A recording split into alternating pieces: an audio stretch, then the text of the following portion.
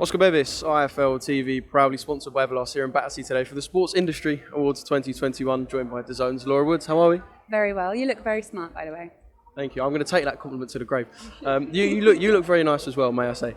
I said the Zone's very own Laura Woods. You're sort of fully settled into the boxing family now. Yeah, I love it. I tell you what, I was so nervous about accepting that role because I feel the same way really about most roles that I take. I want to do them justice and I want to show them as much respect as possible. So with boxing as well, I know how intimate that family is, and with DAZN and Matchroom I've been a part of for about 10 years. So that felt a bit like a homecoming with Matchroom. We've worked on so many events in my time in broadcasting. I mean, we've done we've literally done ping pong, pool, I've done a bit of golf with them, I've done snooker, I've been to Vegas with them, I've been to the deepest depths of this country as well.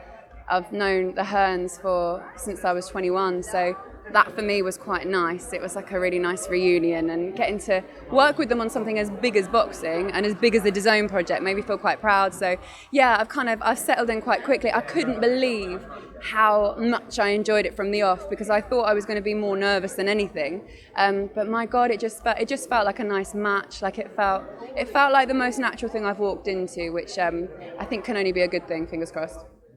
Well, I've seen you talk about absolutely everything when it comes to sport on TalkSport as well. So you're like a jack of all sports, I suppose. Can you feel yourself like slowly finding out a lot more about boxing just by being in and around it? Yeah, definitely. This is the thing about covering sports. You find it with anything you cover, especially like big sports as well, that people appreciate a lot, down to the niche sports. So I've worked on a lot of niche sports in my time. So things like speedway as well, which is very niche.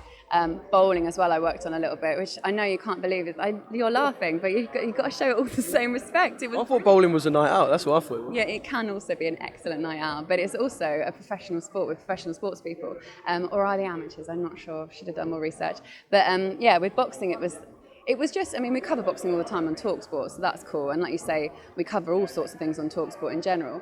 But yeah, joining the boxing family, I think the most important thing for me was to make sure that my research extended beyond what you would expect to normally research. So being a part of it and actually going behind the scenes and talking to all the trainers and the people that are part of that family is probably more important, I think, than the stuff that you do on the surface. So like anyone can Google like XY fights or this and that, whatever, but actually going into the camp and speaking to the trainers and finding out a little bit more about those people, because the thing with boxing is it's more about the people than anything. It's more about those fighters and about where they've come from and their story, almost more than the fight in general sometimes. So that to me was really important, and that's something I think that's why I like it so much, because I'm a bit obsessed with finding out more about people than a lot of things sometimes.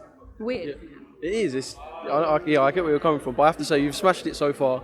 You was a big part of Fight Camp, and they're up for an award tonight for sort of, I think it's event of the year. It looked amazing. How was it?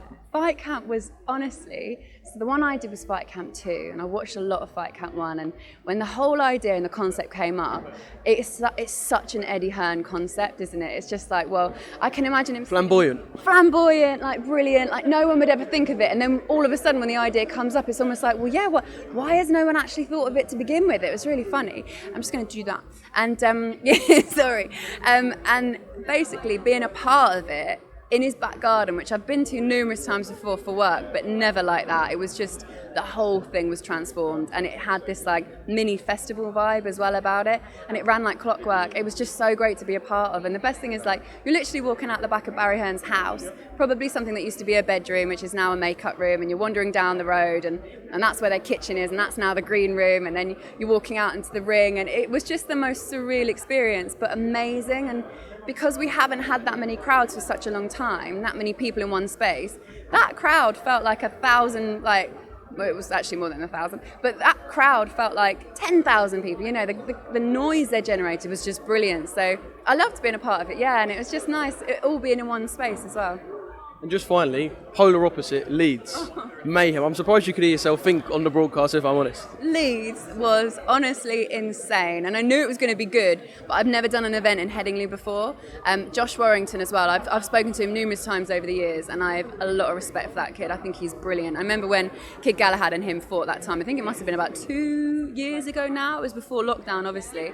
And there was so much on that fight and so much on Josh Warrington. And everybody says with Josh Warrington, it's like, well, it's the Leeds crowd and you almost inherit that. It's not about that. They are obsessed with him and he's obsessed with them as well. And that ring walk was one of the best things I've ever seen. Like, I stood there like a fan. Like, I was standing next to Tony Bellew, which in itself, it still feels quite different for me. It still feels mad. I've worked with him loads, but it's still Tony Bellew, and especially with a boxing crowd as well. It was so different. And that ring walk, honestly, was one of the best things I've ever experienced. Like, the way that he walked in, the noise of the fans, and again, if you haven't experienced fans for that long, 20,000 in an arena when they're cheering for Josh Warrington and you're in Leeds is an experience. So it's just such a shame it ended the way it did. It was such a disappointment, but I don't know if they'll fight again. I don't know if they do. It'll probably take about 6 months. You might move on to something else, but yeah, even though it was disappointing, it was just to be a part of it. It was very special.